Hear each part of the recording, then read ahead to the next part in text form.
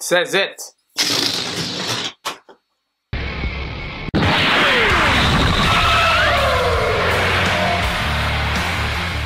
It is directed by Muschietti, written by Gary Doberman, and it stars a bunch of uber-talented kids who are not going to list here because this video would be endless. And this is based on the famous Stephen King book of the same name, and it tells a story of a group of kids who must fend off Pennywise, the dancing clown, after one of them gets directly involved with them, and after his attacks on these kids exploring their fears, they must unite and they must search for him. It is a movie I've been low-key hyped for because I have only seen the first trailer from this film. Guys, out of the past 10 years, this is the best horror movie to have come out. The direction of this film is absolutely incredible. It is tremendous. The way the camera moves in this film, the editing in this film, the cinematography is absolutely beautiful. This movie captures personal moments in a fantastic way. It captures this sense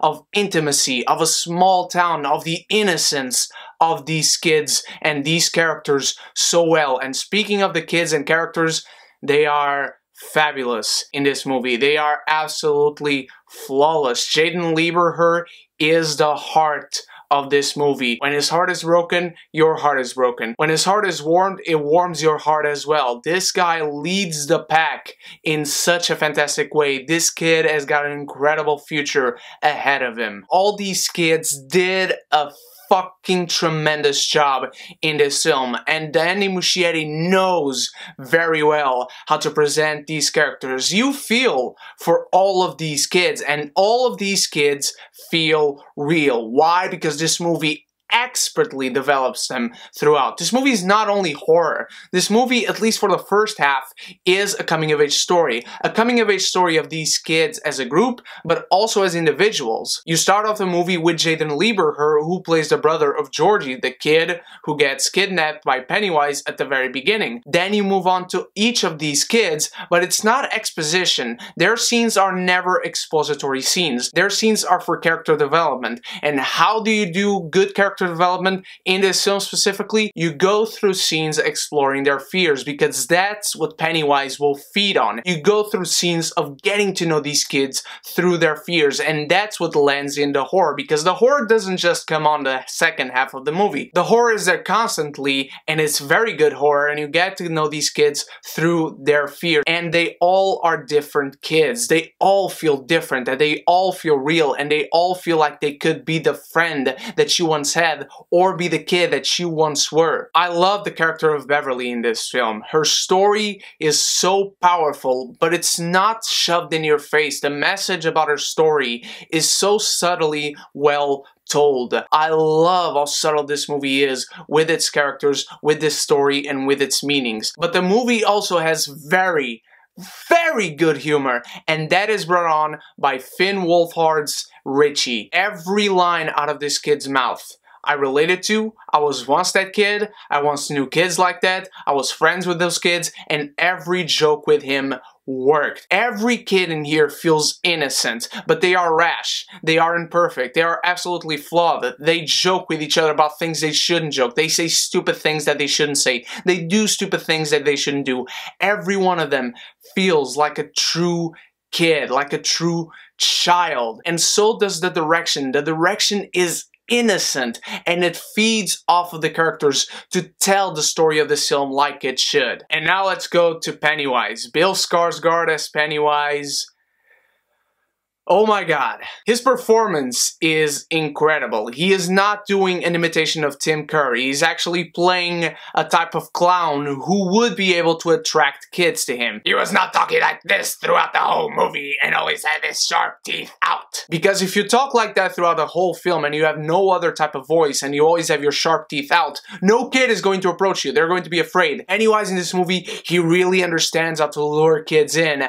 And the way they do stuff with this character, the way he explores the fears of the Losers Club in this film, some of the best scares, again, in the past 10 years. This movie displays Pennywise in such a frightful manner, and Pennywise, despite not always being on screen, you constantly feel his presence. You are never sure when he's going to come into the picture, literally next, and you are always with this chill up and down your spine, always feeling unnerved, and that's the atmosphere, the excellent atmosphere that the movie creates, and it does oh so well. The visual imagery of Pennywise and the things he does in this movie and how he goes after the kids is so fantastic. I do have a couple of gripes with this film, and one of them I'm not going to talk about because it might be fixed in a second film, and another is not really a gripe at all. It's just an element that's clearly weaker than the others, but not necessarily weak in itself. And that is the bond of Mike and the other kids. It's not as strong as the rest of the group. You notice it throughout the film. There's not really one scene that really impacts you and shows you the bond of Mike with the others. And it's not like it's bad, it's just a notch lower than the others. I also felt that the bullies, despite being very menacing and being very well done as far as bullies of these type of movies are done, I felt like they gradually lost their importance, and the main bully, Henry, felt like he had a character shift that came out of nowhere, felt very abrupt, and I felt nothing. I felt very jarring. Despite those couple of issues, I did not feel like it hurt the movie in general. It did not take me out of the movie. The scares are real, they are fantastic, and you will still remember them long after you get out of this movie. The acting is tremendous, the direction is slick and innovative and is fresh, and this is a fantastic horror movie and a fantastic adaptation with a good villain, a good cast, with great fantastic characters and great fantastic writing. It is a perfect blend of what Stephen King has done best throughout the past years, and that is coming of age with horror, all of them excellently done. This is by far one of the best Stephen King adaptations, and it is the stuff that nightmares are made of. What did you think of it, my beautiful geekies? Did you enjoy it? Did you not? Are you a fan of the 90s miniseries starring Tim Curry? Let me know in the comments below, and I want to thank once more Tugapop for sending me to this press screening. I can't wait to go to more with them and to give you more other reviews. Thank you so much for watching. You guys are the freaking best. This week I have reviews for American Assassin and Detroit. Can't wait to see you there. And so until then, my beautiful geekies, you stay beautiful, you stay geeky, and if you haven't done so yet, click the subscribe button and the bell so we can be geeky united!